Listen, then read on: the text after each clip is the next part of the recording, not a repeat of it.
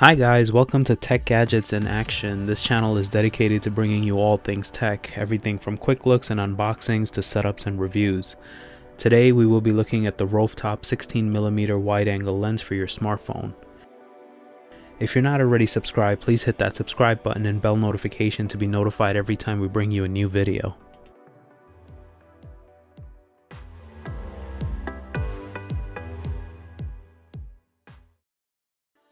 Wide-angle lenses are a great add-on for your smartphone to enhance your photos and videos, especially when you're trying to take in a larger area but are restricted by your phone's camera. So to solve that, we will unbox and take a look at the Rovtop Wide Angle Lens, see how to set it up with your smartphone, and compare a few side-by-sides. So let's get started.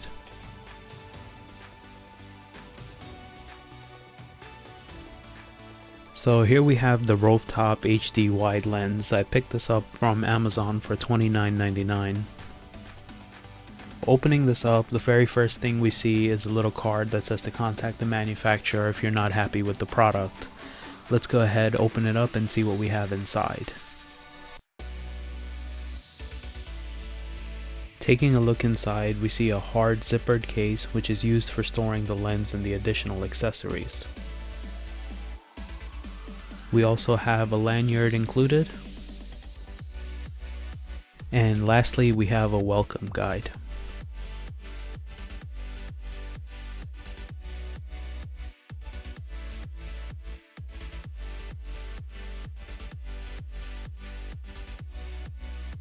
Let's go ahead, open up the case and see what we have inside. On the top right, we have a soft cloth storage bag. Next to it, there's a microfiber cleaning cloth. And here we have the clip we will be using to attach the lens to our phone. Having a look at the bottom of the clip, we can see there is a screw which is used to keep the clip secured tightly to your phone.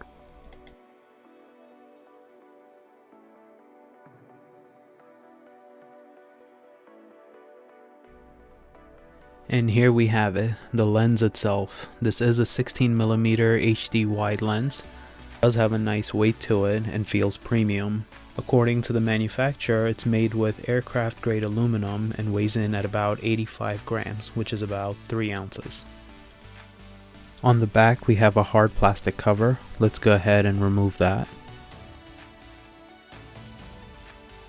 The cover in the front seems to be made of the same metal as the body of the lens. Having a look at the lens, this thing really does look and feel premium.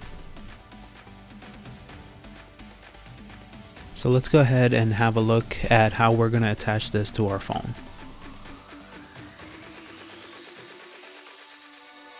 So the very first thing we need to do is start by unscrewing the screw on the back of the clip. This will allow us to open the clip and secure it to our phone. Here we will be testing it on the iPhone XR, which only has one lens on the back.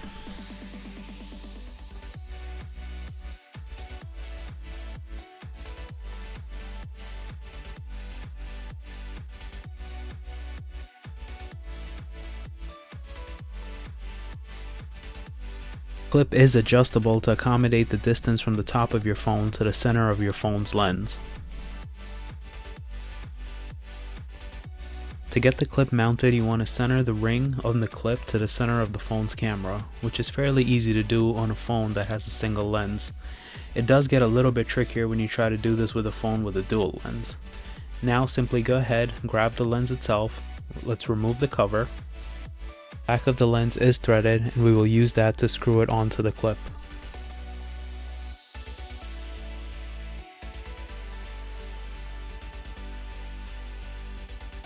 To prevent cross-threading, you always want to start by going counterclockwise until the threads catch, then simply turn clockwise to secure it into place. Once secured, look through the wide-angle lens and in towards your phone's lens. Here you can make minor adjustments to get it as centered as possible. Lastly, let's turn it over and tighten the screw. This will securely grip the clip onto your phone. And there we have it. The wide-angle lens is securely mounted to our iPhone. once attached, this lens does add quite a bit of weight to your phone. I wanted to test and see if a case on my iPhone was going to cause any issues when trying to secure the wide angle lens, and I'm happy to say it grips and mounts it all the same.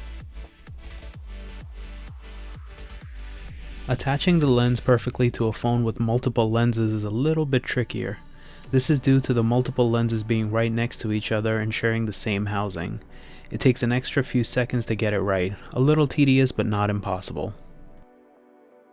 Now that we have it all set up, we're going to bring it outside, take a few photos, and compare it with and without the lens on.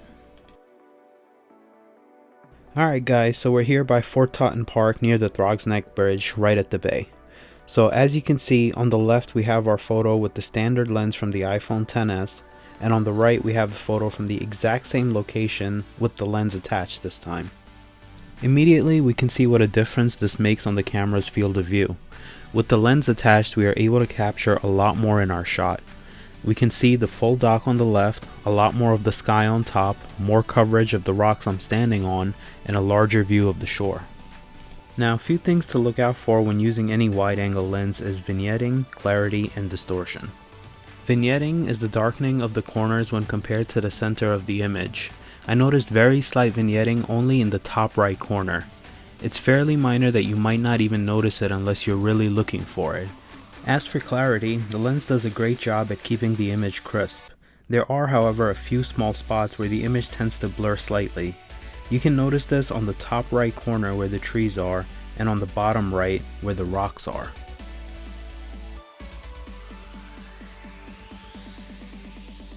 Looking at our next image, we can see once again the magic of the wide-angle lens. Here the vignetting is a little more apparent in the top and bottom right side of the image. Along with very slight blurriness you can see on the bottom right hand side on the grass. Now another thing to look out for is distortion. We want to make sure our photo or video isn't distorted the way you see it on some GoPros with the fisheye effect. So on all the images I took, I didn't notice any distortion. Maybe I don't have the eye to catch it. If you guys see any in any of the photos we have here, please do comment below and let me know.